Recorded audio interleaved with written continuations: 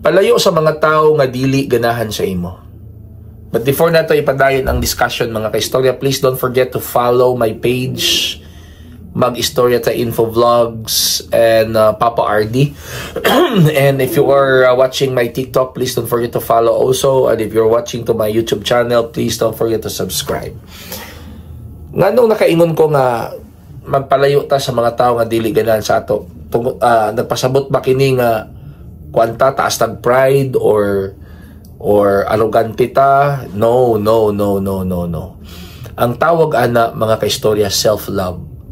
Wala mo kabantay kung imong idot-dot ang imong kaugalingon sa mga tao nga kabalo ka nga di ganahan sa imuha. Di ba mura ka gaka-drain? Mura gakawalang imong energy?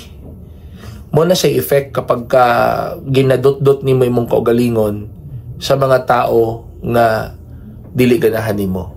So ang imong buhaton, for the sake of yourself, for the sake of your health, para dili ka magkasakit, di ka magka-mental health, di ka magka-anxiety, simple, palayo ka sa mga tao nga dili ganahan sa imo. Palayo ka sa mga tao nga dili ganahan sa imo para dili ka magluya. And you know what? Life is short, diba? Para imong kalas-kalasan sa mga tao nga dili ganahan sa imo.